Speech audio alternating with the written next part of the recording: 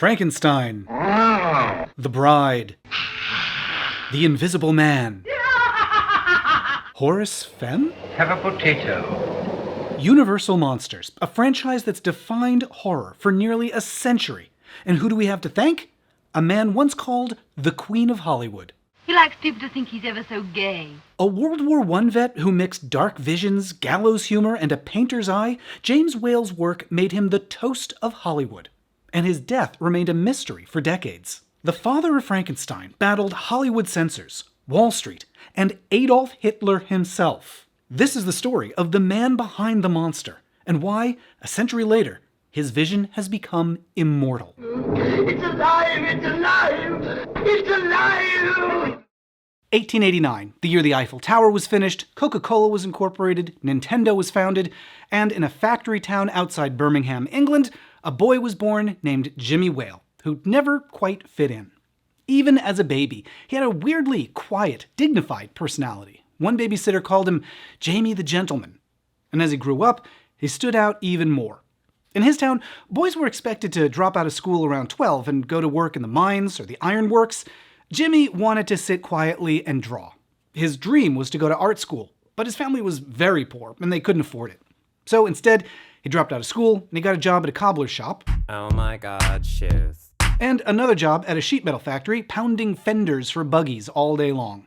Those were the kinds of jobs that local boys could expect to do for the rest of their lives. But James couldn't stand the thought of being trapped there. He decided he needed to find a way out. So he started looking for other ways to make money. At the cobbler's, he started going through the discarded boots, pulling nails out of the soles one by one to sell for scrap. He started his own business hand-lettering signs for local shops. He saved every shilling he could. And as he got to his 20s, he had finally scraped together enough to send himself to art school. And that is where his world started to open up. Jimmy, now more often going by James, Not Jimmy, James. I get it. took painting classes. He met other artistic young men like him. His best friend was named John, and James bought a cheap motorcycle so they could ride around the countryside together, find secluded areas to hang out and paint together. Now and then, his friend John would get tickets to the local opera, where they'd see tales of grisly horror. One popular show at the time was Sweeney Todd. After the shows, James would entertain John by acting them out.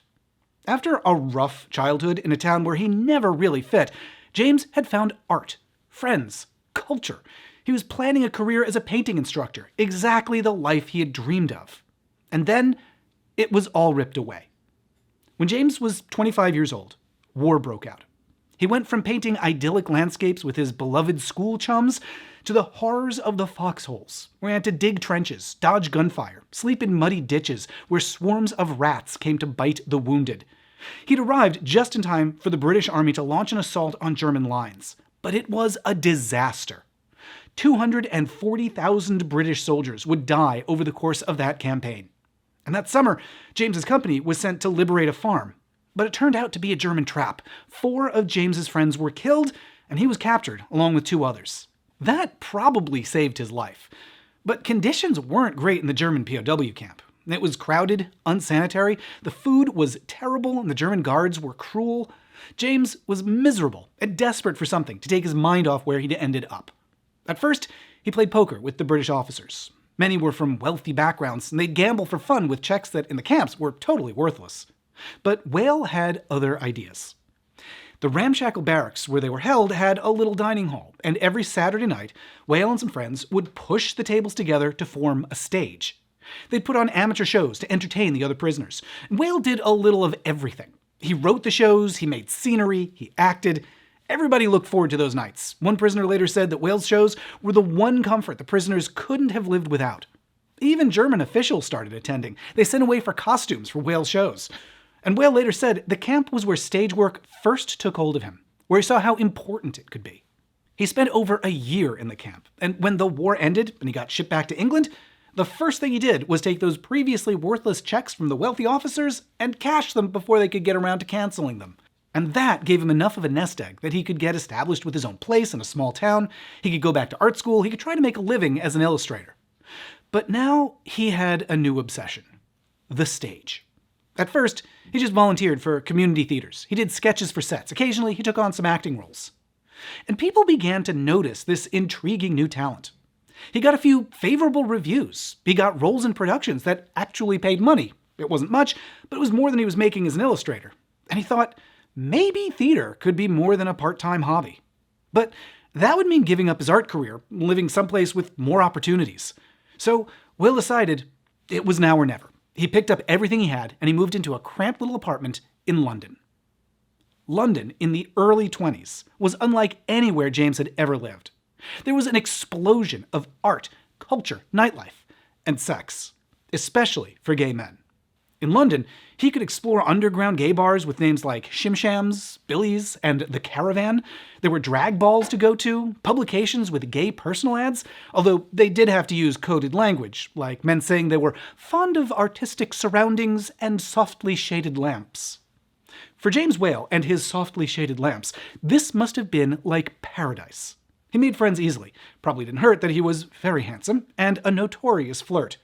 The actor Alan Napier recalled one night when Whale came up behind him, rubbed his shoulders, and said, "I know somebody who would be crazy about you. He would absolutely love you." Even though Alan was straight, he went with James to a party to mingle with other gay men. And Alan would continue to find himself in homoerotically charged situations throughout his career, especially after he was hired at Wayne Manor. If poor Mrs. Cooper were to find out what Master Dick has been doing on these supposed fishing trips of yours. A lot of Whale's friends were gay men at the start of their careers, like John Gielgud. He'd go on to be one of England's most celebrated Shakespearean actors. And Maurice Evans, deeply respected for Shakespearean roles, though maybe better known in the US as Samantha's dad on Bewitched, or as Dr. Zaius. I love you, Dr. Zaius!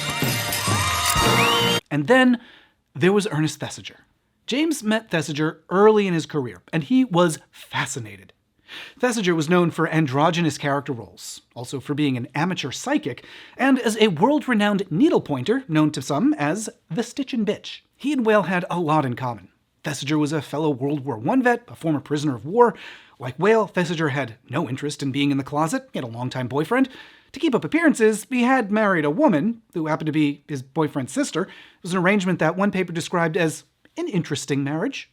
And Thesiger was also a lot of things that Whale wished he could be. Thesiger was rich. He was from an upper-class family connected to British lords.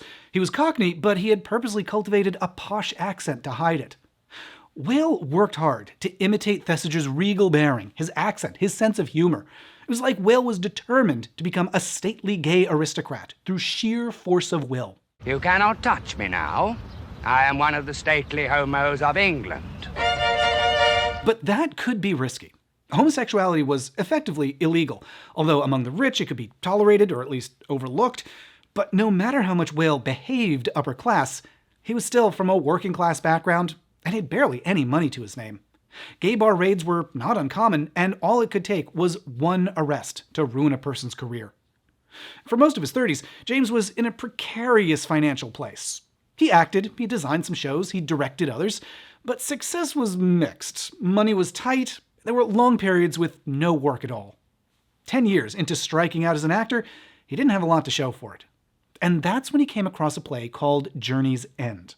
On paper, it may have seemed like a terrible idea. The author was an insurance salesman who'd written it in his free time.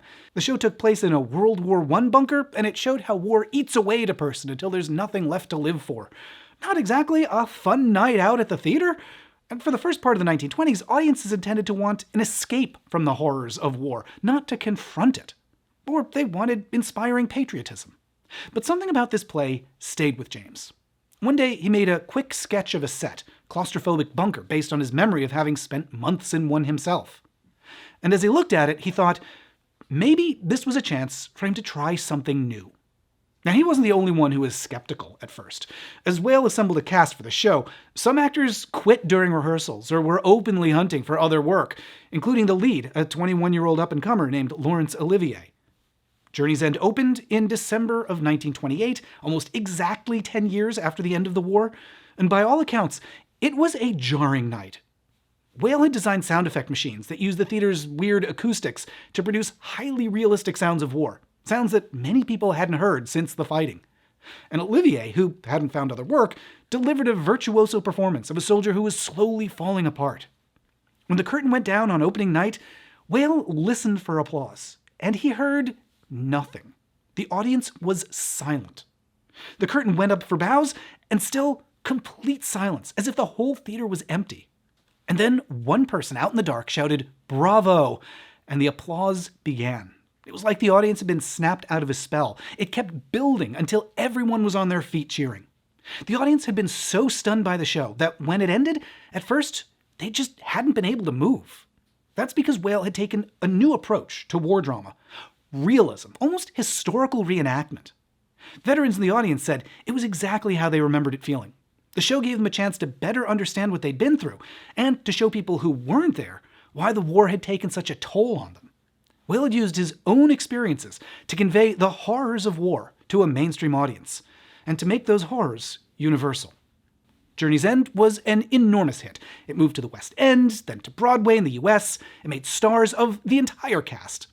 With that success came a new opportunity. It was the late 1920s, and the movie industry had a problem. They just started to incorporate sound and discovered a lot of the silent filmmakers were terrible at dialogue.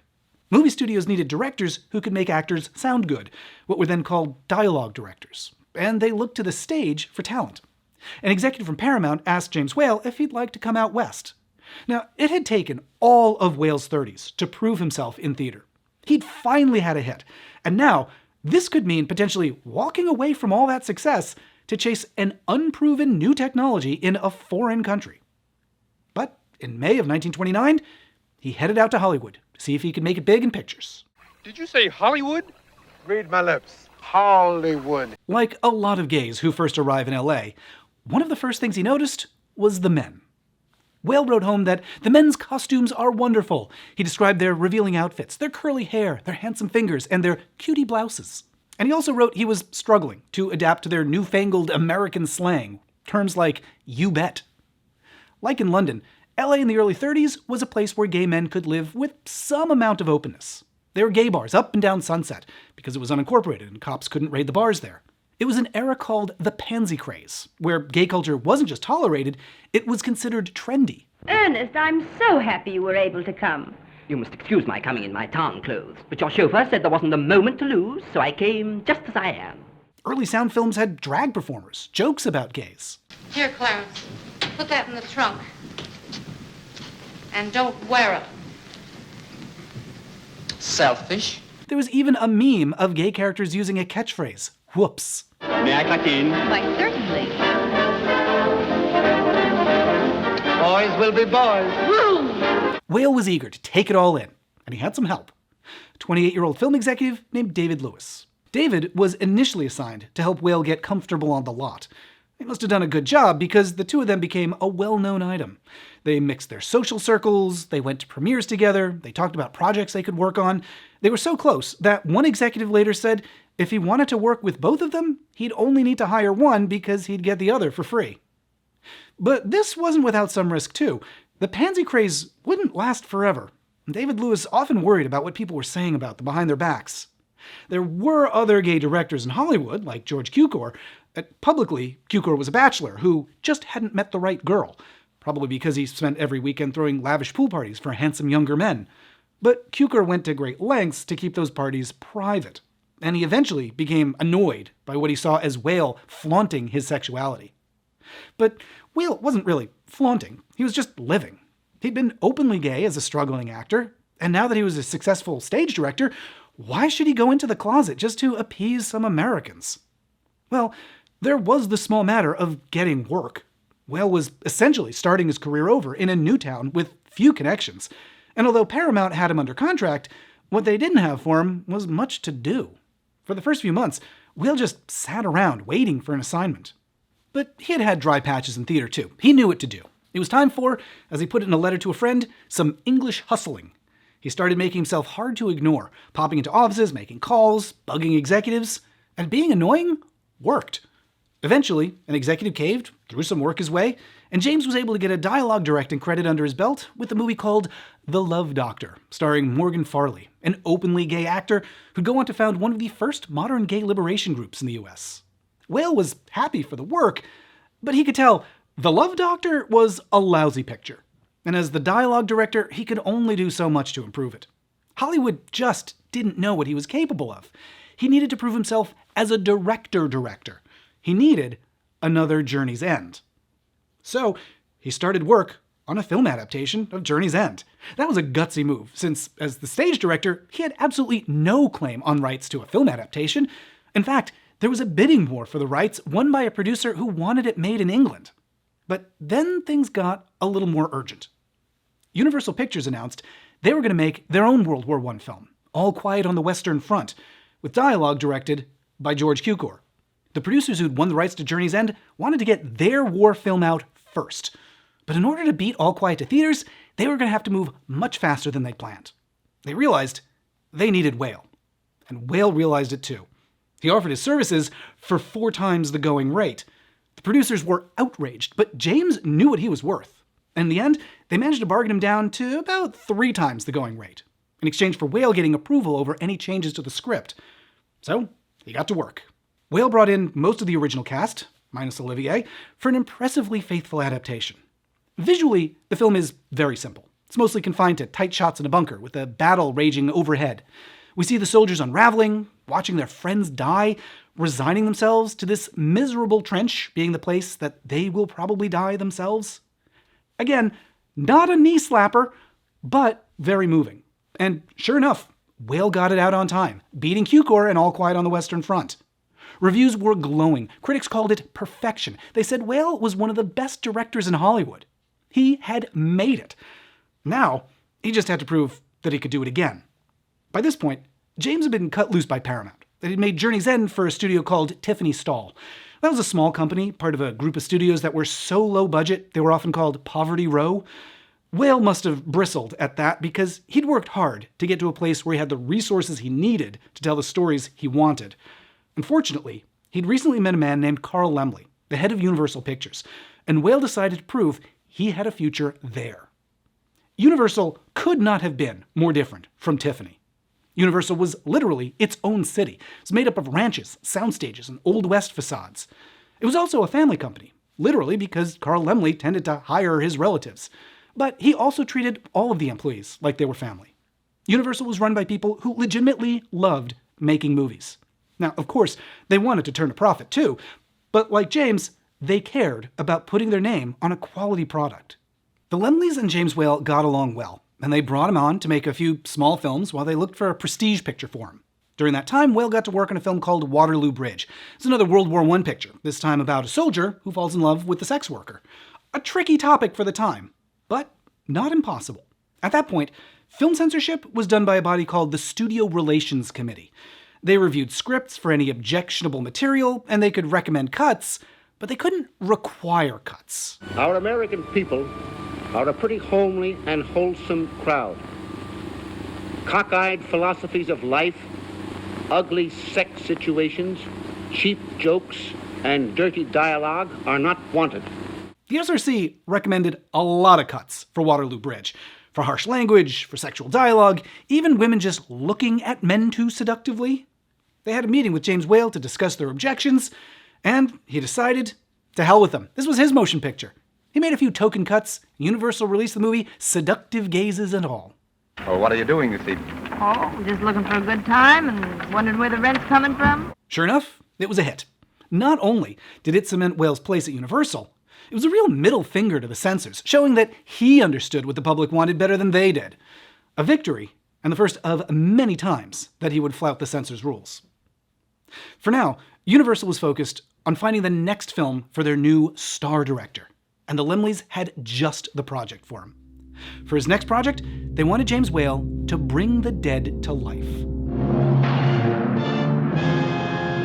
For a long time, they'd been trying to make an adaptation of the novel Frankenstein. A series of writers had attempted screenplays.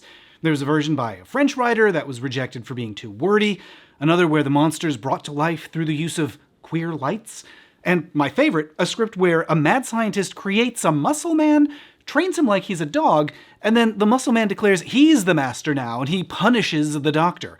Reads today like a BDSM scenario. Unfortunately, the Laemmles weren't having it. They rejected all of those versions. They thought maybe Whale could figure something out. But even he was baffled at first. He looked through the previous attempts. He called them horrible. And it wasn't just Universal that had trouble making a good story out of Frankenstein. In the 1800s, there was a popular stage version where the monster was presented as being rather handsome, and possibly the devil. Thomas Edison made a version. In his vision, the scientist is a handsome hero, and the monster is defeated through the power of love, disappearing into a mirror dimension. There's also a burlesque version that turned the story into a sex farce, added werewolves, and ends in a musical number with the monster and some dancing bears.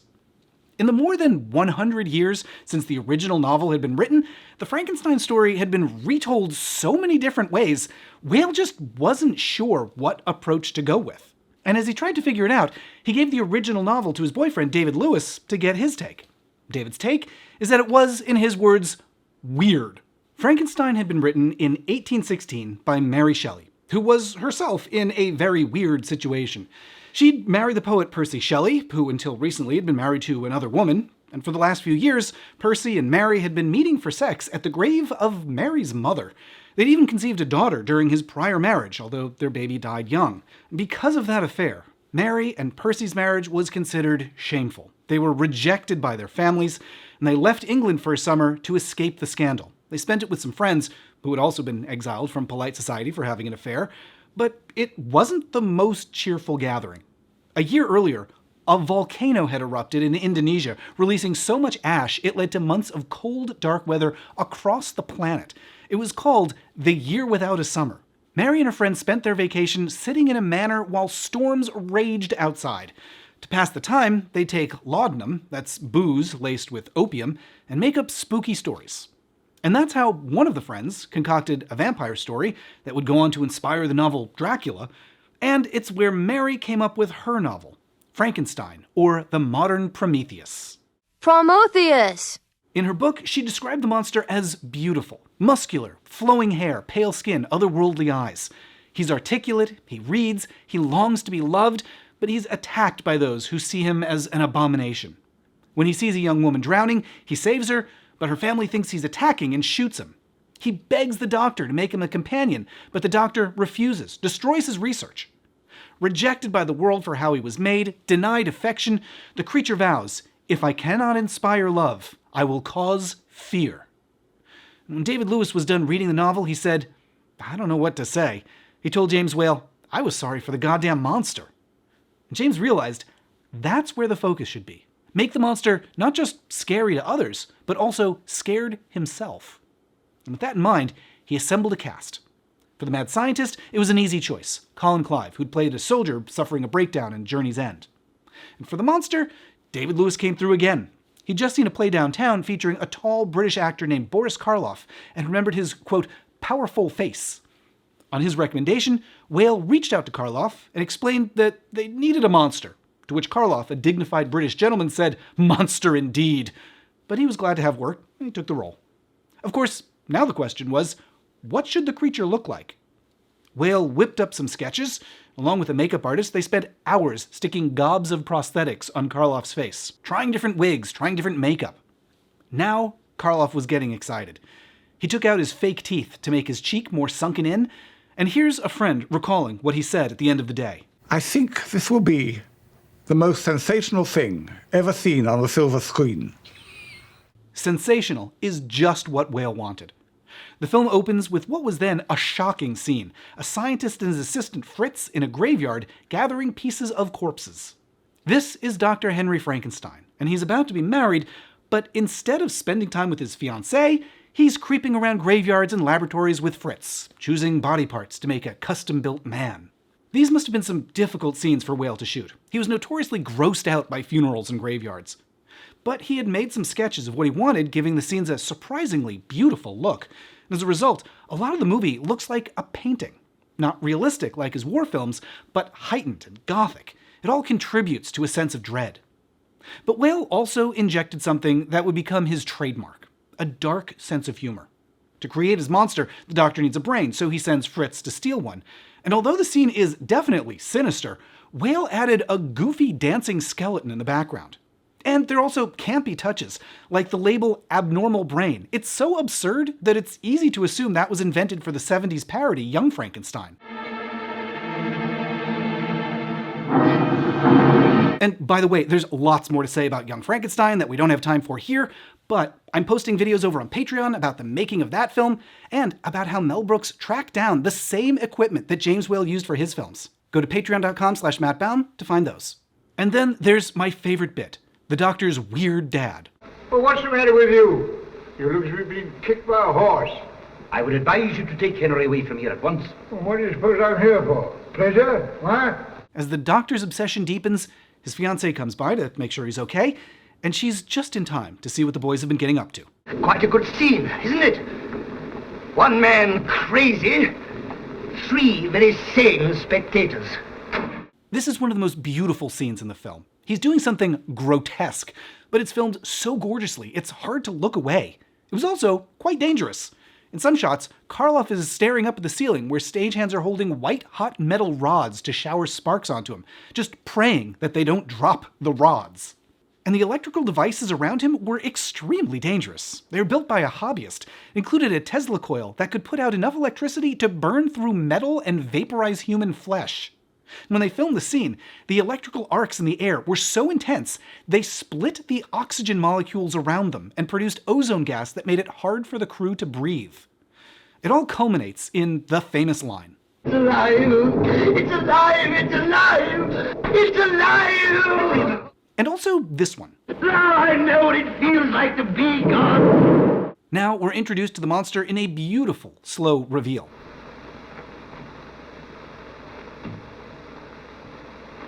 This was the look they'd spent so much time perfecting. We're used to it now, but back then, it was shocking. Karloff was required to wear a veil when he walked around the lot, supposedly because he had made secretaries faint. Some of the actors were scared to act with him. In some shots, he's wiggling his fingers just off camera so he doesn't seem so menacing. But for now, the audience can see he's innocent, childlike. Very different from the handsome, articulate creature in the book.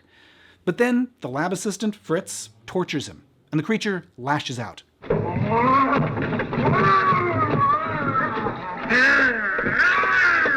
The doctor realizes he's created something he can't control, and he agrees to euthanize it. But the monster won't let them. He lashes out again. He escapes. Lost and confused, he encounters a little girl who shows him his first kindness. Would you like one of my flowers? This child actor is Marilyn Harris, and while some on the crew were scared of Karloff, she loved him. She loved hanging out with this guy in full monster makeup. In the film, they play together. They throw flowers in a lake, but then the monster, not understanding what he's doing... No, you're hurting me! No! This was another tricky shot to get. Karloff's costume was nearly 50 pounds, and he could barely lift her.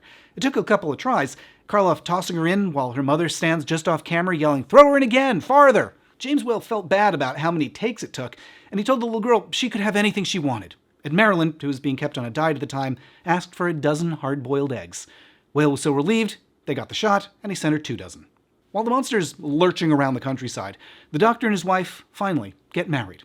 Whale directs the camera on a beautiful tracking shot through town. Compared to other movies of the early sound era, when the camera often had to be immobile and confined, this looks very modern. But then, it's followed by another incredible shot, when the girl's father arrives, carrying her drowned body through town. It goes on for so much longer than you'd expect. And before they filmed, Whale spent a long time going all the way down the street, instructing every townsperson on how to react. You can see all their different looks of horror as the camera moves past. They're whipped into a frenzy, and they go after the monster. This is the famous torches and pitchforks scene. The doctor and the creature and the townsfolk all chase each other through the hills. There's a confrontation at an old windmill, and, as filmed by Whale, the townspeople set fire to the mill, and both the doctor and his creature die in the fire. It's a dark ending, especially compared to the previous version with the dancing bears. So, when Universal held a test screening 2 days before Halloween in 1931, no wonder the audience was appalled. They hated it. One person even called the theater owner to complain when they got home. Afterwards, the Laemmles panicked. They'd scheduled the film to open nationwide over Christmas, which suddenly seemed like a terrible idea. Universal scrambled to soften the movie just a bit. They added a warning at the start of the film. Mr. Carl Laemmle feels it would be a little unkind to present this picture without just a word of friendly warning. a touch that a lot of other horror media would use. But tonight's show, which I totally wash my hands of, is really scary. And they shot a new ending where the Doctor lives, although the actor, Colin Clive, was out of the country at the time, so they used a stand-in, and he's just a blurry little guy in the background. Here's to a son, to the house of Frankenstein. They also wanted to eliminate the drowning scene. But that's when Whale put his foot down. He said the movie just didn't work without it. And to their credit, the Laemmles trusted him. They left it in. And when it hit screens, Frankenstein was the Christmas movie of 1931. It broke box office records. Newspapers reported people fighting to get seats in theaters. Critics praised the hypnotic thrall, although Variety noted that among audiences, the gruesome angle had caused a slight reduction in what they called femme trade. James Whale had done what nobody else could figure out, and he did it in his way with his style. It was an especially important achievement because this was early in the Depression. Nobody was sure if movies would even survive. A year earlier, Universal had lost money, but Frankenstein helped them turn a profit in 1931. Now, to be fair, earlier that year they had also released Dracula, and that helped too. But at the time, Dracula's success was considered a fluke. They called it a freak movie. Industry watchers said there's no way audiences would want a second scary film. But with Frankenstein, James Whale proved it wasn't a fluke. It could be a franchise. Riding that success, Universal rushed James Whale into production on their next horror film, based on the novel Benighted and retitled for film as The Old Dark House. It's a tale about an old dark house. And when the novel had first come out, some readers dismissed it as pulpy, shallow, just a haunted house story. But the author, J.B. Priestley, felt otherwise. He said it was about England's pessimism after World War I. And in the story, Whale, who knew something about that topic, saw something once again that many others had overlooked. The Old Dark House opens with a gorgeous, dark and stormy night. We meet what seem like our heroes, a pair of bickering heterosexuals. And by the way, if the wife looks familiar, it's because she had a long acting career. How long? It's been 84 years. That's Gloria Stewart, who played 100-year-old Rose in Titanic. And although she seems a bit put out in the film... Do you happen to have any idea where we are? I haven't the least idea in the world. That's very comforting. She said these night shoots with all the rain machines were actually a lot of fun. They're joined in the car by their friend, Pendrell. He's a quintessential James Whale character, with dark, gallows humor, a jaded World War I vet who treats everything as a joke. I don't want to frighten Mrs. Waverton. Go on, Mr. Pendrell. I'm not easily frightened. Aren't you? I am. But behind it all is a bitter nihilism. When they tell him they might not make it to their destination... I'm not particularly sure that I want to go to Shrewsbury. As far as that goes, I don't particularly want to go anywhere. We don't know what Pendrell's been through, but it's left him feeling like he has nothing to live for, except mocking the world around him. War generation slightly soiled, a study in the bittersweet, the man with a twisted smile. After a landslide cuts off the road, they wash up at a spooky manor where they're greeted by Boris Karloff in another less than articulate role. Even Welsh ought not to sound like that. And then they meet the man of the house. My name is Fem. Horace Fem. It's Ernest Thesiger, James Whale's queenie gay friend from the London stage, also known as the Stitchin' Bitch. Charmed, I'm sure. Whale brought Thesiger over to the US to be as creepy as possible in this role, and he makes a meal of it. My sister was on the point of arranging these flowers. The guests do their best to settle in with Horace Fem and his charming sister Rebecca. And you're afraid. Rebecca's a religious zealot with a strange obsession with sex, or at least not having sex. No beds. They can't have beds. As my sister hints, there are, I'm afraid, no beds. Soon, they're joined by other stranded travelers, a chipper chorus girl, and a businessman played by Charles Laughton, another of Whale's queer friends from London. This house will probably be washed away any minute. Hi. They all get comfortable for a long, awkward night. The light's gone out. I suppose they'll stay out this time. Now we shall be miserable all the evening. And this is where Whale and Thesiger really shine. Behind the scenes, they spent a lot of time making each other laugh with campy dialogue. I am rather a nervous man. Sassy mugging. Well, there's no accounting for tastes, you know. No. And some truly eccentric line reads. Have a potato. Have a potato. Have a potato. These little touches were all cooked up on the day, just two gay friends making each other laugh. And it's the whale trademark again, a mix of genuine horror, like when Rebecca describes how her sister slowly died or maybe was killed. On this bed she lay, month after month. Many the time I've sat here listening to her screaming. Mixed in with ridiculous deadpan comedy. After Rebecca delivers a furious speech about how it's sinful to care about your looks, she stops to fix her hair in the mirror. And after Karloff's character gets drunk and violent and the guests have to throw him down the stairs to knock him out, they describe the night like this. Oh, Philip, this is an awful house. It isn't very nice, is it? But some of the best dialogue goes to Pendrell. He often makes fun of the action, like he knows he's in a horror film. Have you come over to help me gaze upon the wrath of God? A horror film that jokes about horror tropes feels so modern, but Whale's doing it 60 years before movies like Scream. Never, ever, ever, under any circumstances say, I'll be right back. Because you won't be back. Get another beer, you want one? Yeah, sure. I'll be right back! As film critic Alonso Duralde put it, I really love The Old Dark House. I love the way that he seems to be inventing a genre and satirizing it. The Old Dark House is also littered with queer elements, starting with the name of the man of the house, Horace Fem. But it's not just him. And then he's got like a really dykey lesbian sister. Rebecca is obsessed with feminine beauty. You think of nothing but your long, straight legs and your white body and how to please your man. You revel in the joys of fleshly love. She even gets quite physical. That's fine stuff, but it'll rot. That's finer stuff still, but it'll rot too in time. Don't! And if that's still too subtle, here's how somebody describes Charles Laughton's character. He likes people to think he's ever so gay. I'm sure he does. Whale's getting away with lots of mischievous little references and in-jokes throughout the movie, and we haven't even gotten to his biggest, gayest twist. The tension builds with strange noises upstairs, mutterings about other family members locked up in bedrooms. Two of the guests decide to see what's up there. Thesiger's character tries to distract them with what is essentially a Grindr message. This is my room. Huh? There are one or two things that I should very much like for you to see. But they can't be dissuaded. They climb the stairs up toward the sound of strange laughter, and that's where they meet the family patriarch. You shouldn't have come here. It's their 102-year-old father, played by a 60-year-old woman. When you're as old as I am, at any minute you may just die. The actress is Elsbeth Dudgeon, listed in the credits as John Dudgeon. You may also recognize her as the star of a movie called Shh, the Octopus. You're the octopus. You're right, Mr. Morgan.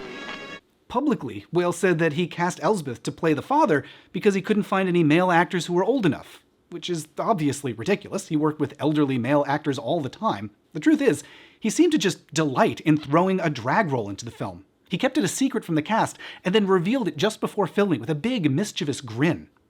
The whole film is just him having a great, big, silly, spooky time. But it's not just having fun. Whale also has something to say. As the night goes on, Pendrell, the jaded veteran, falls for one of the other guests. You're a nice creature, aren't you? He realizes he wants to protect her from whatever is going on at this house. She's broken through his pessimism, given him something that he wants to live for. I was thinking I'd like to pretend that I was your lover, and that you were mine. There's a final confrontation when a sinister man who's been locked in the attic escapes. His name is Saul, and he suggests that he and Pendrell are really the same. We understand each other so well, don't we, my friend? From the start, somehow, I liked you, and I thought you liked me. Like you, my friend, I love you. Saul is obsessed with fire. He wants to destroy everything around him. He just wants to destroy, to kill. He's like the Nothing from the Never-Ending Story. People who have no hopes are easy to control. At the start of the film, Pendrell said he wanted nothing. He wanted to be nowhere. But now he has something to live for, and he won't let Saul destroy them. He fights back. There's a fight and a genuinely incredible stunt. At this point in the book, Pendrell dies to save the others. But Whale gave this film a different turn. He's alive, I tell you! He's alive! As the sun rises, Horace Fem reappears to greet them as though absolutely nothing happened. Good morning. He bids them adieu. Goodbye. So happy to have met you. And we get a nice fade out on our hero looking forward to the future, overcoming the pessimism of the old dark house and his post-war trauma. I love this film. It's beautiful, it's funny, it's super gay, and you can see its influence in a lot of movies that came later, like Rocky Horror Picture Show, The Arrival at the House, The Uncomfortable Dinner, and it probably influenced a lot of other films. Would you like me to drive for a bit? Yes, I was expecting that. May we have straws, please? Yes, I expected that. When it came out, audiences of the time hated it. Variety called it inane. After audiences fought for seats to see Frankenstein, showings of the old dark house were empty. Well, there's no accounting for tastes, you know. It's hard to say why the old dark house flopped. Maybe it just lacks a visually striking monster, or even any clear villain that they need to defeat. Instead of man-made monster or blood-sucking vampire, the real villain is the British class system and post-war malaise. Or maybe audiences didn't like that the movie has so many unresolved details. Each family member agrees they're a fucked up family, but they all tell conflicting stories about why, and we never really find out who's right. Or maybe the old dark house flopped for a much simpler reason. You're too weird. Whatever the case, talk around town was that Frankenstein actually was a fluke, and Whale had lost his touch. But what they didn't know is he still had a few tricks up his sleeve. The Lumleys had been hoping that they could recapture the success of Frankenstein by adapting another popular novel, this time The Invisible Man by H.G. Wells. But so far, it wasn't going well. A variety of writers had taken a stab at it. The legendary director Preston Sturges had promised Carl Laemmle he'd write a script scary enough to curl your back hair. Apparently, it wasn't curly enough, because his take was one of many that the Laemmles rejected. An extra challenge with this project was that H.G. Wells was still alive and had story approval over any adaptation. Plus, many at Universal thought a movie with a main character you can't even see would be a disaster. And even after Frankenstein and Dracula, some still weren't sure that audiences wanted scary movies. The genre was still so new, people hadn't totally settled on what to call it. Variety referred to them as nightmare pictures, which honestly sounds better, and I wish we'd gone with that. But whatever you called it, it was a bad time for Universal to have a project in development hell. It was 1932, and the Depression was putting the squeeze on every studio.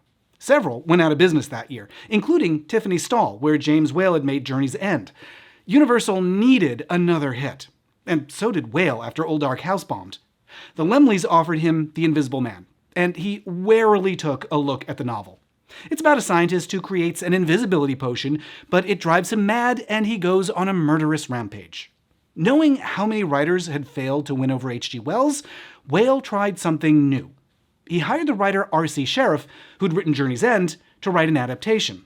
He knew Sheriff had become good friends with H.G. Wells, and he had him write a script that was pretty identical to the original novel. Wells was thrilled with that, he gave his approval, and they were good to go. But there was someone else who still needed to weigh in. Censors.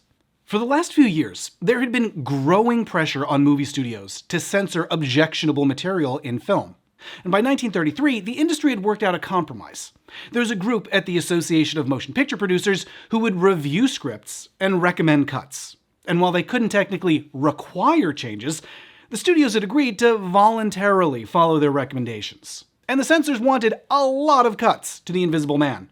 They told Universal to remove blasphemous dialogue like "goddamn." There was a scene where a man fights with a woman in a bedroom, and they said, that's fine, but you can't show them struggling too close to a bed. And they objected to a line where the Invisible Man says that after he eats, the food is visible inside his body until it's digested. That had to go, the censors said. Too gross. Whale could live with most of that, though he did manage to convince them to keep the line about food. But then came some more problems. After Frankenstein, Universal had signed Karloff to a very generous contract. But business was starting to slow down due to the Depression, and the Laemmles asked him to take a pay cut. Karloff wasn't having it. He told Whale, sorry, they'd have to find someone else while the lawyers worked it all out. And that's when Whale remembered another actor from his theater days, named Claude Rains. Compared to Karloff, Claude was a total unknown who'd barely worked in film. He had done one screen test a few years earlier that was so bad he was laughed out of Hollywood. Work had gotten so scarce that when Whale tracked him down, he was working as a roofer hammering shingles on a barn. But Whale thought that Claude Rains had something going for him. A commanding, mesmerizing voice, which they need for a character that's invisible. Claude took the role, although he didn't realize how invisible he was going to be. It was only when he arrived on the lot that he realized he wouldn't be seen at all. The wardrobe department fit him for masks and bandages, costumes that only allowed him to breathe through his nose. That was rough. Like Whale, Claude Rains had fought in World War I, and those tight masks brought back memories of being gassed. He simply hadn't realized what he was getting into, and that this was going to be a film unlike anything ever attempted before. The movie starts, as the best Whale films do, on a dark and stormy night. We see a tavern in a small English town. Whale said that he based the characters here on people from his hometown, and there are some great character moments, like this guy on the piano.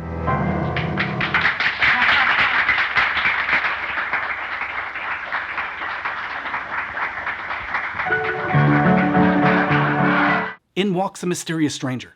He wants a room, and he's not very nice about it. Could I take a coat and hat, sir, and give him a nice dry in the kitchen? No. Right from the start, the Invisible Man is quintessential James Whale. Creepy and unnerving, but also campy and absurd. And no character is campier than this one, the innkeeper's wife. Jenny! Hello? She's played by Una O'Connor, another of James's friends, and she plays the character big and loud and very, very fun. Claude Rains' Invisible Man might be grumpy and sinister, but the film can never get too serious because Una's always ready to pop in with a funny aside or comic take. Do you suppose that I'm going to carry trays backwards and forwards all day? The bandaged man spends a few days holed up at the inn doing mysterious experiments until one day Una's a little too eager to bring him his lunch. Luncheon's at 1, and it's 1-0. They call the cops to have him thrown out, but he's not going to go along with it. You're crazy to know who I am, aren't you? All right, I'll show you. Now, if you're going to do a wig reveal, RuPaul always says you should have something good to show. I'll show you who I am and what I am. It is a genuinely striking visual. Look, he's all eaten away. How do you like that, eh? This is probably where most directors would put a big jump scare, amp up the horror. Here's what James Whale decides to do.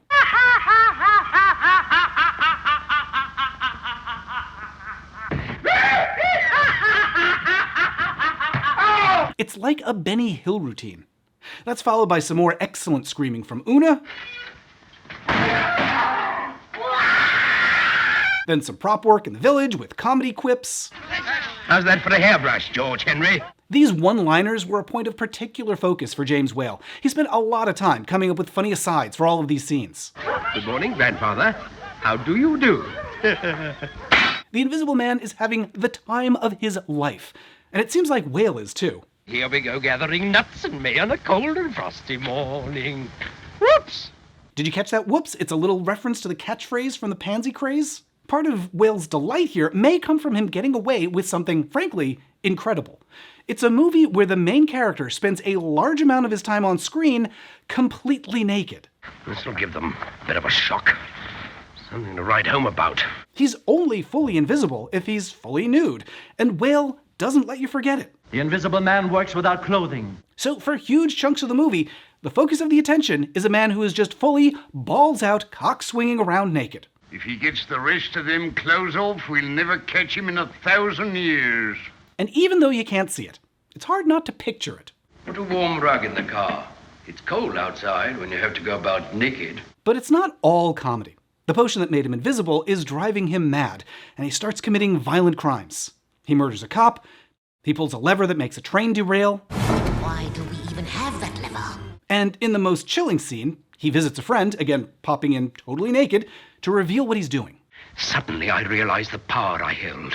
The power to rule, to make the world grovel at my feet. We'll begin with a reign of terror. A few murders here and there. Griffin, for heaven's sake! Do you want me to take these off? He tells his friend if he goes to the police, he'll kill him. If you raise a finger against me, you're a dead man. I'm strong, and I'll strangle you. It's very effectively scary, not knowing if you're safe and alone in your own home, or if there's a mad killer standing right next to you, waiting to strike. I shall kill you tomorrow night. I shall kill you even if you hide in the deepest cave of the earth. Behind the scenes, pulling this off was a lot of work. Some shots have elaborate wire rigs to move the props around. There's a bicycle sequence that's very impressive, like when the Muppets get on bikes. I'm afraid I need this bicycle. But the moments that really shock people were shots like these, where you see the clothes seemingly moving by themselves. This was before green screens, but they used a similar technique. For these shots, Claude Rains is wearing a black velvet bodysuit under his visible garments, and he's photographed in a pitch black room. Then that's laid on top of another shot with the background and the other characters. The black sections are completely transparent, so Claude's black velvet parts just vanish. And that seems straightforward enough, but when they shot it, it was August in Los Angeles, and Claude had to be completely encased, just breathing through 2 little straws stuck up his nose. At one point, he fainted from heat exhaustion. And even then, the shots still needed extensive hand painting to fix minor details. Artists had to retouch 64,000 individual frames. A huge expense. It was going to be tough to recoup. So in the film, after a lot of mayhem and the stealing of a policeman's pants, the cops corner the Invisible Man and his footprints give him away.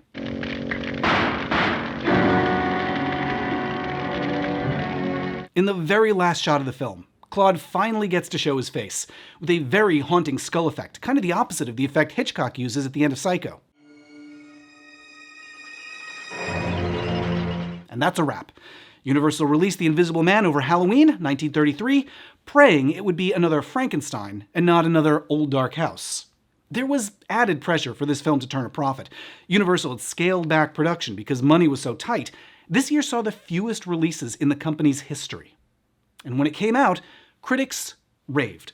Audiences loved it, box office was strong, Universal was in good financial shape for one more year, though just barely. And when it came to James Whale, reviews praised him specifically for another crowning achievement. His reputation was redeemed. And yet, he was more frustrated than ever. Around Universal, he had a new nickname, the Monster Man, which he hated. He didn't want to be pigeonholed into monster movies, and yet those were the only ones that seemed to be working for him. Then came more frustrating news. The Laemmles had been getting desperate for a Frankenstein sequel, which James thought was a terrible idea. He told him, "I squeezed the idea dry on the original picture," especially when he heard some of the concepts they had for a sequel. In one, the Doctor would be hiding out in a traveling carnival. Another one had the Doctor create a death ray that accidentally brings the dead back to life. And at one point, there was a version with Karloff as the monster, dressed like a baby and playing in a high chair. Whale flipped through the ideas and declared, "It stinks." But he said he'd direct a sequel if they let him come up with a story, and if they gave him some non-monster pictures to do as well. That worked for the Laemmles, so Whale and Universal were ready to move forward on Frankenstein 2. For the story, Whale stitched together his favorite parts from all the different drafts. He decided to focus on one element of the original novel, the monster's desire for a mate, and he gave the project a title, The Bride of Frankenstein. Even then, people objected that Frankenstein's the Doctor, not the monster, and Whale's response to them was essentially, "Who cares? It's a good title." At this point, the Laemmles trusted him, and they gave Whale carte blanche to do the movie however he wanted. But now there was someone new standing in his way. The film censors. In the last year, there had been a series of movies that either ignored their recommendations or found ways to slip shocking content past them. Religious groups had responded with a boycott of films that they thought were too sexy, too violent. And a few members of Congress were starting to talk about having the government step in to regulate what movies were allowed to show. The industry panicked. To prove they could regulate themselves, they agreed to change the rules, from voluntary compliance with censors to mandatory compliance. Those new rules went into effect just as Whale started work on his Frankenstein sequel. Now, he had no choice but to take their notes. And they had a lot. The head censor at that point was Joseph Breen, and he wrote a letter to Whale telling him they could give the monster a bride, but they couldn't call her his mate, nothing to suggest a sexual relationship. Breen told Whale he had to take out any dialogue that mocks the Bible or God, and he said the movie needed to have a clear moral lesson. Whale had no choice but to go along with those changes, at least on paper. He had a plan for slipping in some more provocative elements right under their noses. Compared to the first Frankenstein, this one came together pretty easily. Karloff came back as the monster, now with simpler makeup. Colin Clive was back as the Doctor, although he was drinking heavily and could only shoot dialogue in the morning. By afternoons, they had to prop him up and shoot over his shoulder. Whale brought in his friends Una O'Connor and Ernest Thesiger to keep it campy, but the big challenge was casting the bride. Who could possibly match the iconic performance of Karloff? They went through some fascinating options. Brigitte Helm, who played the robot in Metropolis. Phyllis Brooks, a model who had appeared in some strangely insulting toothpaste ads. And then, Whale remembered another friend from the British stage, Elsa Lanchester, the wife of Charles Laughton from The Old Dark House. From acting on stage with her years ago, Whale knew she could play horrifying and also sweet, and he had a brilliant idea for how to use her. The Bride of Frankenstein opens on yet another dark and stormy night. And instead of showing us monsters, at first we see a fancy parlor. It's the castle where Mary Shelley wrote Frankenstein over 100 years earlier. Her friends are marveling at her scary story. Can you believe that bland and lovely brow conceived of Frankenstein? A monster created from cadavers out of rifled graves? So why shouldn't I write of monsters? And that's a clever reason for this film to recap the first one, basically doing a previously on Frankenstein. As played by Elsa, Mary seems all sweetness and light. Until she gets going. It's a perfect night for mystery and horror. The air itself is filled with monsters. Mary says she has more scary stories to share, and she launches into a sequel. At its heart, Bride of Frankenstein is a story about good and evil, and about who among us is worthy of love. It is also about screaming at monsters.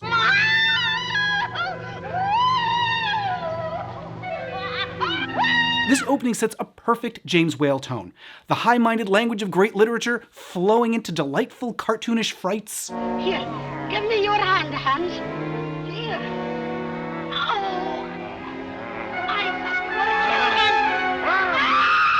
And then clever dialogue that makes you question who the real monster is. I'm glad to see the monster roasted to death before my very eyes. It's too good for him. The premise is that the Doctor and the monster both survive the burning mill.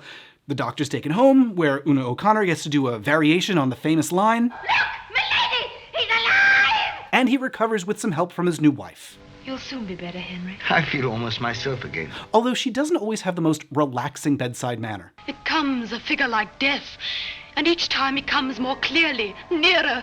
It seems to be reaching out for you. There, it's coming for you. The creature, on the other hand, has no one. He wanders, lost and confused. He's unable to look at his own reflection. There's a scene adapted from the novel where he saves a young woman from drowning, but even she's afraid of him, and men come to attack. Whale's setting up an interesting comparison here. The Doctor is the one who did something wicked and blasphemous, but he gets to go back to his comfortable life. The creature, who never asked to be made and doesn't know right from wrong, is rejected and feared. And then we meet the true villain of the piece. Dr. Pretorius is here on a secret matter of grave importance. Ernest Thesiger plays Dr. Pretorius, a villain who I think is campier and creepier than any of the best Disney villains. He's come to insert himself between Henry and his new wife. My business with you, Baron, is private. Elizabeth, please. And she can tell there is something off about this guy. I do hope he won't upset Henry. Just a reminder, this was her like 5 minutes earlier. Pretorius has come to tempt Henry. He knows what the Doctor's done, and he wants to team up and create more creatures. But science, like love, has her little surprises, as you shall see. He shows him his collection of experiments. My first experiment was so lovely that we made her a queen. Including a little mini Satan. There's a certain resemblance to me, don't you think? Or do I flatter myself? Pretorius is an outrageously campy character. Do you like gin? It is my only weakness. That is a bonkers thing to say when you're proposing necromancy, but Whale is not pulling any punches, even in the moments that censors made him cut. Originally, Pretorius had a line where he called the New Testament a fairy tale. Joseph Breen, the censor, made Whale change that to Bible stories instead of fairy tales, so Whale had Thesiger deliver the line dripping with contempt. Leave the charnel house and follow the lead of nature, or of God if you like your Bible stories. On paper, it looks fine, but on film, it still packs a blasphemous punch. Pretorius is obsessed with building a race of people to rule. As he puts it, to a new world of gods and monsters. It's a brilliant line. He seems to be casting himself as a god, ruling over monsters. But you could also take it to mean he's both, a god and a monster. And speaking of monsters, the creature is chased by villagers to a mountain in a beautiful sequence. Another trademark whale landscape where the trees look very much like the Black Country smokestacks in the town where he grew up. The creature's captured, he's bound, there's a shot where he's lifted up, and the script describes him as friendless, persecuted, and almost crucified. It is bananas that the censors didn't object to that, comparing Frankenstein to Jesus, but it may just have slipped past them on paper. The monster's thrown into a dungeon, chained up, taunted, still with no idea what he's done wrong. The townspeople shout abuse until he breaks free, goes on a rampage, and escapes. And then, once again, Whale pulls off an impressive trick, jumping tones from comedy to horror to tenderness. The creature comes across the cabin of a blind hermit. You're hurt, my poor friend. The hermit doesn't judge. He just shows the creature kindness. I shall look after you, and you will comfort me. And he says he's grateful to have made a friend.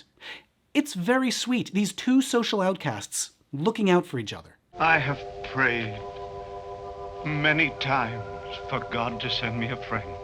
What happens next was controversial. The hermit teaches the monster to talk, and for some reason to smoke. This is good. Smoke. You try. Karloff was vehemently opposed to this. He thought the creature was more powerful when he couldn't speak. But the hermit also teaches him something that I think is more significant. There is good, and there is bad. Good. Bad. Until now, nobody had bothered to explain good or bad to this monster. Now he's learning that concept for the first time, which is going to be important later on. Sadly, this happy life can't last forever. Two villagers wander by, they see the monster, they attack. Separated from his only friend, the creature flees to a graveyard. There's another censor change here. Originally, Whale wanted the monster to see Jesus on a cross, think it was a real person, and try to save him. Censor said that was sacrilegious, so Whale changed it to this.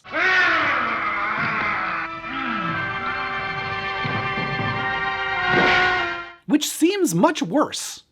In any case, there in the graveyard, he runs into Dr. Pretorius. Oh, I thought I was alone. Good evening. Pretorius lures the monster in. Have a cigar. They're my only weakness. And he learns that the monster has one desire. Friend. Pretorius sees a way to exploit that. He promises to build the monster a mate. Now, as the censors demanded, Whale never intimates that it's for sexual purposes, but when Pretorius is robbing graves for body parts, there's this line as he's looking at one corpse. I hope her bones are firm. That might have looked just simply ghoulish if you read it on paper, but on screen, it does invite you to consider what sort of activity he's expecting those bones to have to withstand. In any case, Pretorius returns to Henry, this time using the monster as leverage. They kidnap his wife. They force him to help create a companion for the monster. There is a beautiful scene of her being brought to life. It's coming up!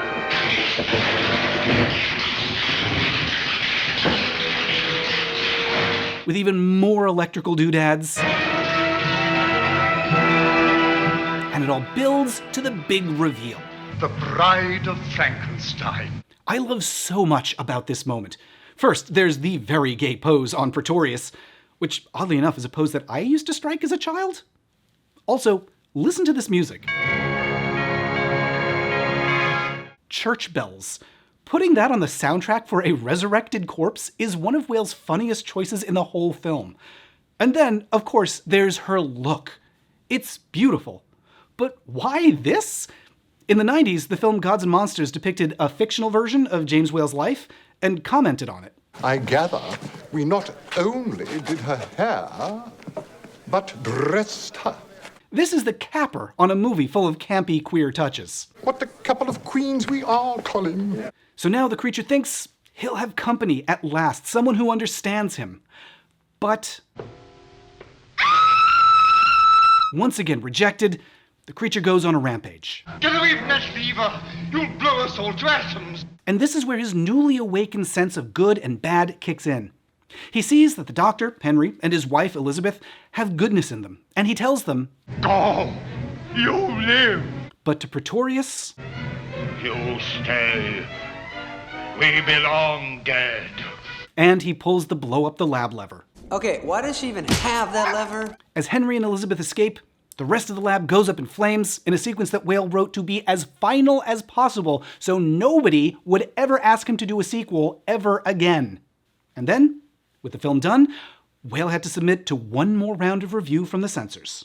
And although they missed a few of his sly touches, they did say it was still a violation due to its brutality and gruesomeness. They forced another wide range of cuts, including a scene where a murderer kills his family and pins the blame on the monster. I think that's a real shame because seeing how the monster is turned into a scapegoat gives another dimension to his persecution. All told, Whale wound up cutting 10 minutes from the film. And even after Breen, the censor, approved it, he warned Whale that local and international censors might cut it down even more. And remember, Whale didn't even want to make this movie in the first place. He didn't want to be the monster guy. And then, when The Bride came out, people said it was the best work of his career.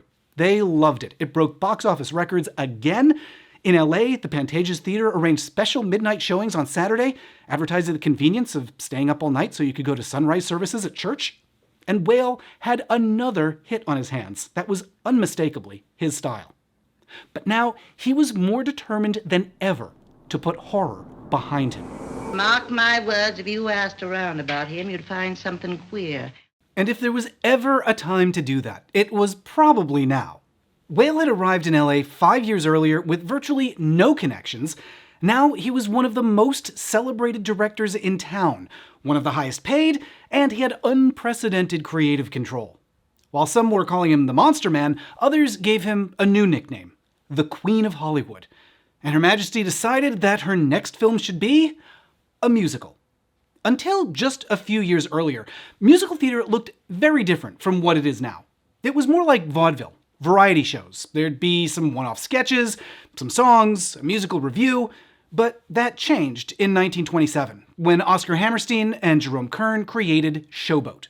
The history of the American musical theater is divided quite simply into two eras, everything before Showboat and everything after Showboat. It's a story of life along the Mississippi River, spanning 4 decades, and it was an early example of a show that combines a bunch of different genres all into one. What Oscar Hammerstein did, I think, primarily was to marry European operetta and American musical comedy tradition, in which you tell a story, but unlike European operetta, a serious story, or a story that has some realism, if you want to use such a word. It had already been adapted to the screen once, but in the silent era, which wasn't ideal for a musical, James Whale wanted a new adaptation to be his next masterpiece. Before he could even start shooting, though, there was controversy. For one thing, Whale wanted to use as much of the Broadway cast as he could, and some of them were appalled that the Monster Man was going to direct their show. And Joseph Breen, the censor, raised another red flag. On Broadway, the show included a black married couple, played by the actor Paul Robeson, and a white actress who performed in blackface. The blackface wasn't the problem. Breen didn't mind that, but he said it was inappropriate to have a white actress playing the wife of a black man. That there were racist objections to the film was no surprise, especially to its star, Paul Robeson. He was a gifted singer and a civil rights advocate. Paul had faced a lot of racism in his career. He was one of the first black students to attend Rutgers University, where he joined the football team, but he was sometimes barred from playing because Southern colleges wouldn't participate in integrated games. Paul had studied theater and law, but when he joined a law firm, a secretary said that she wouldn't take dictation from a black man. So he quit. He dedicated himself to acting, appearing in shows with a social conscience, and to using the arts to advocate for a more equitable society. As he said, the artist must take sides. He must elect to fight for freedom or for slavery. I have made my choice. Showboat was part of that choice. It was one of the first American musicals with an integrated cast. Robeson has a show-stopping number with Old Man River, directly addressing the injustice of racism. I'm tired of living and scared of dying. In later years, Robeson would sing Old Man River at civil rights marches, anti-fascist rallies. He changed the lyrics, so it wasn't just about suffering injustice, but fighting against it. I must keep fighting until I'm dying. During filming, Robeson and Whale got to be close friends, And Whale's handling of the Old Man River sequence in Showboat is especially gorgeous. He gives Robeson's character beautiful, heroic framing. You can really see Whale's background as a painter. In fact, the whole movie is gorgeous, thanks to the Laemmles giving Whale an enormous budget to bring the show to life, with elaborate musical numbers, huge sets, giant buildings, waterways. Their visual effects that Whale once used to create scary mountaintop castles, now used to recreate historical buildings on the Mississippi. And tons of actors and extras. Showboat had a cast of about 3,000 people. And that didn't come cheap. For comparison, it was budgeted for more than double what Bride of Frankenstein had cost. And as shooting went on, it went over budget to be about triple the cost. Those cost overruns were a problem for Universal. There were other expensive productions around the same time, and the studio was running short on cash. They'd already laid off a bunch of workers. And then, to keep the lights on, the Laemmles took out a loan for $750,000. That's around $18 million in 2025 money, from a Wall Street firm called the Standard Capital Corporation. As collateral, the Laemmles put up ownership of the entire studio, and they'd have 90 days to pay back the loan. Showboat came out in May of 1936, and it was another Whale hit. Critics raved, audiences packed theaters, it was one of the most profitable movies of the year. James Whale headed to England for its British premiere, essentially an international victory lap. He returned to the country where he got his start, and he got a hero's welcome. He stayed a few weeks relaxing and planning his next projects.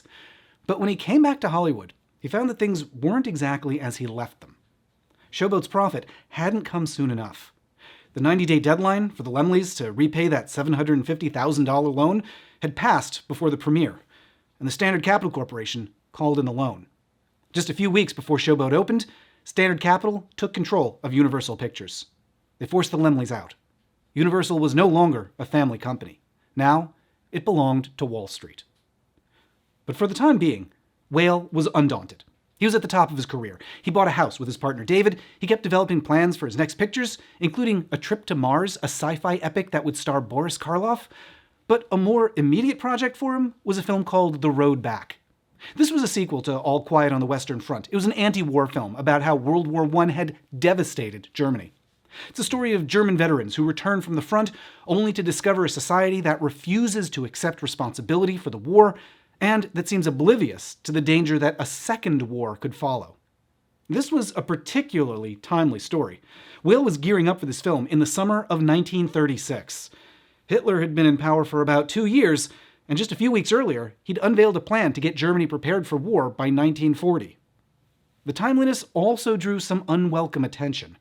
Joseph Breen at the Production Code Administration sent an immediate warning to Universal, telling them, consult your foreign department as to the acceptability of this picture abroad, and he warned that it could be banned due to its anti-militaristic flavor. And Breen wasn't the only one concerned.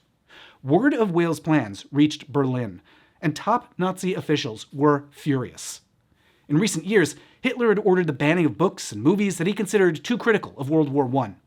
The official line from the Nazi Party was that Germany should have won the war, that it had only been lost due to what they called the stab-in-the-back theory, a Nazi lie that degenerates, communists, and Jews had manipulated German leaders into capitulating. It was a Nazi attempt to rewrite their own history and suppress the truth. Orders came down from Berlin to Georg Giesling. He was the German consul in the United States and an active member of the Nazi Party. Acting under orders, he sent a furious letter demanding that they either stop production on The Road Back or alter the film to reflect the Nazi attitude toward the war. But Whale was unmoved. He was determined to make his movie his way. He refused to make any changes. So, Giesling sent another letter. This time he threatened to blacklist all of the actors involved, that Germany would ban any future films that they made. That threat soon became public, and Americans responded with outrage that Nazis were trying to dictate what work Americans could take. It was condemned by groups like the Hollywood Anti-Nazi League, an anti-fascist organization that was started by Gloria Stewart and several others. But even with their support, the stress was starting to get to Whale. As he filmed The Road Back, he was frequently sick. He lost a lot of weight. But still, he refused to change his film. Remember, Whale had lived through this war. He spent months in the trenches. He saw his friends killed. He was captured and imprisoned by German soldiers. Now the Nazis were ordering him to whitewash World War I. The more they demanded, the more stubbornly he refused. As he told one colleague, Fuck those Germans. And he ended the road back with a poignant image. A scene where a sinister German officer is seen training schoolchildren to give their lives in future wars.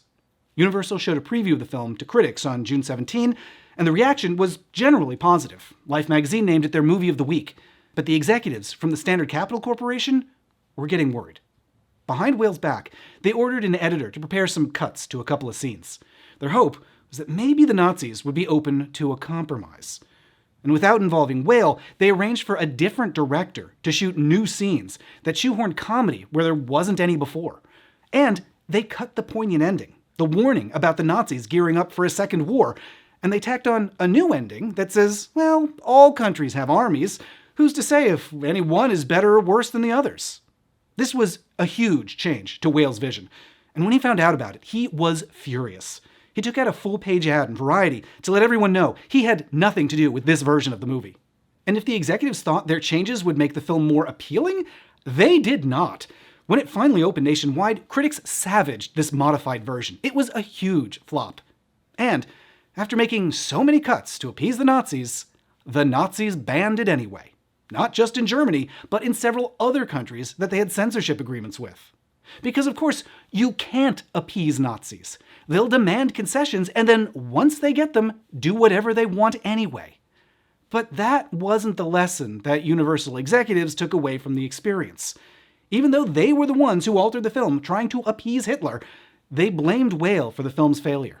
And now they had it out for him. Executives started looking for a way to get out of their contract with him. They asked if he'd like to just walk away. He told them no, they had an agreement. He expected them to honor it. And they told him, oh, sorry, they didn't have any more prestige pictures in development, only little B pictures. That was fine, Whale told them. I love little B pictures. But looking back at the movies they gave him to direct, calling them B is being kind. They signed Whale to work with Frances Marion, a screenwriter whose own friends called her, quote, without a doubt, one of the world's worst writers. She had written a script called Green Hell about South American explorers, and the premise isn't so bad. It could have been great, since it features a young Vincent Price, who shares a lot of the campy qualities of Ernest Thesiger. But the script is rough. It has lines like this. He looks pretty ill. Just a coma. Whale did the best he could. I think he maybe knew how silly the dialogue was. Like, at another point, Vincent Price's character is shot with a poisoned arrow. We see him dying in horrible, screaming agony. Then there's a pause, and somebody says, How is he? It comes off like a gag from Airplane. But at the end of the day, Whale couldn't salvage this script. And worst of all, even his older, more respected films were now coming under new scrutiny from the censors. Some of them were deemed unreleasable, like Waterloo Bridge, the love story about a sex worker. Others had chunks taken out, like Frankenstein. Censors ordered a jump cut to remove the line about being God, so now the scene played like this. It's alive! It's alive! After all his work, his proven success, Whale could see his contributions were no longer welcome at the new Universal. He had a couple more films on his contract, and he raced through them at a breakneck pace, shooting just what he needed, and then moving on. Sometimes he'd sit next to the camera, smoking, and when someone pointed out that his smoke was getting in the shot, he'd just shrug. And when he finally burned through the remaining jobs on his contract, he announced that was it. He was retiring at the age of 51. He'd saved his money. He didn't need the hassle of being told how to make entertainment by people who really only wanted to make money. He told his friends, I gave it up just to be free. And at first, he had a ball. He directed a few plays for fun. He took up painting again. He built an art studio in the house that he shared with David. But that was also a source of some stress. Whale was retired, but David was still working in the industry, keeping busy with all of his projects. And as the decade wore on, Whale started to get a little bored. The years went by, and as they got to the late 1940s, he and David had been growing apart. And then another indignity. Under the new Standard Capital execs, Universal kept churning out sequels to Whale's work. Son of Frankenstein, House of Frankenstein, Abbott and Costello meet Frankenstein. There was The Invisible Agent, The Invisible Woman. None of them were very good, and some of them were outright awful. Universal Horror was getting a reputation as cheap, unimportant, tarnishing the legacy of Whale's work. In the early 1950s, Whale took a vacation to Paris to get away from it all. There he met a 25-year-old bartender named Pierre. Whale was infatuated. He hired Pierre as his chauffeur. He brought him home to the US to live with them. He probably should have checked with David first, because David wasn't thrilled about that. He decided it was time for him to move out, though he and Whale remained friends.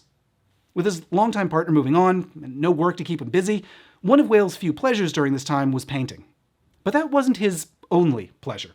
He saw that David's new house had a pool, and that gave Whale an idea. He installed one at his place, too, which was a little weird because, as David pointed out, he couldn't swim. But Whale responded, "I can watch."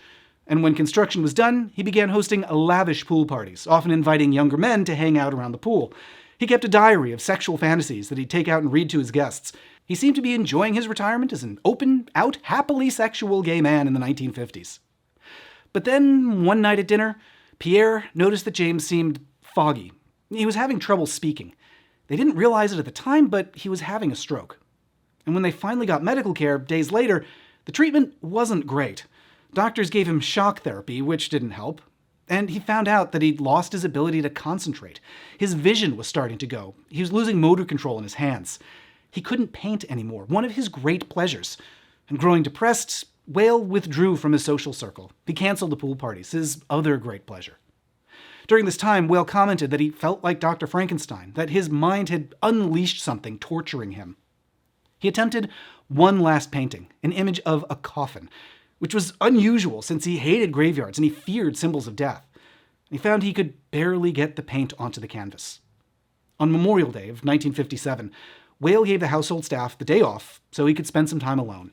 That was fairly common, nobody thought anything of it, until his housekeeper came home in the afternoon. She couldn't find him at first, and then she went into the backyard and she saw him. She called David at work and she said, "He's in the pool." David said, "That's fine, let him enjoy himself." "No, you don't understand," she said. "He's at the bottom of the pool." His friends rushed to the house. They saw Whale's body floating in the water, and frantically, they tried to piece together what had happened. There was a bruise on James's forehead, and in the years that followed, there were persistent rumors of a murder. But when David went upstairs, he found a note in James's handwriting. It said his nerves were shot. He was in constant agony. "Please," he wrote, "forgive me." In his will, he left generous sums to his friends, including to Una O'Connor, who he'd stayed close to. He arranged to have the house split between David and Pierre, a last little morbid joke from James, who had hinted to David that someday he'd have a pool into half. Whale's ashes were interred at Forest Lawn, and Ernest Thesiger published a loving memorial tribute. But that wasn't the end of James Whale's impact on the world. Just a few months after his death, his horror films were broadcast on television for the first time, reaching an audience that had forgotten how gorgeous the originals were. And over the 50s and 60s, film scholars began to take a closer look, writing essays about his surprising artistry and his thoughtful approach to stories of the outsider. Midnight broadcasts and screenings kept the movies alive, and in the 70s and 80s, home video gave them yet another life. James Whale's work was so far ahead of his time that the films can even feel modern today, making self-aware jokes that play with the conventions of horror decades before Hollywood caught up with movies like American Werewolf in London or Scream. And before people even knew what the genre of a horror film was, he built a foundation that is essentially unchanged 100 years later.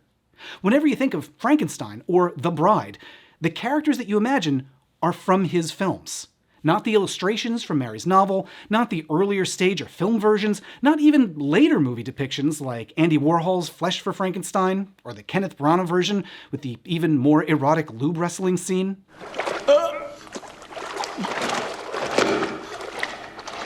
What you picture is the guy with the flat head, the staples on his forehead, the lady with the lightning bolt hair.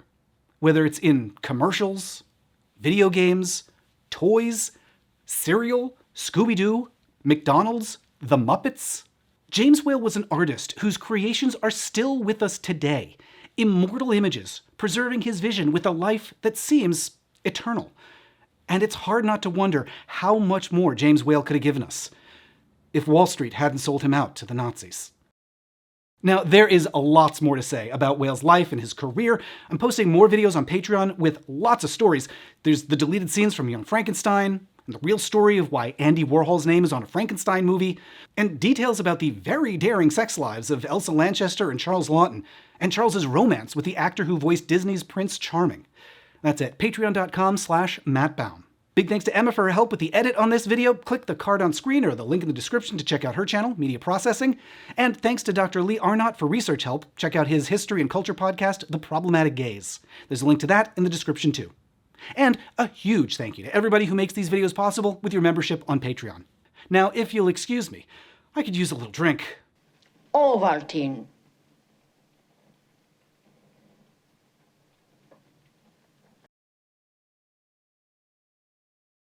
And she's just in time to see what the boys have been...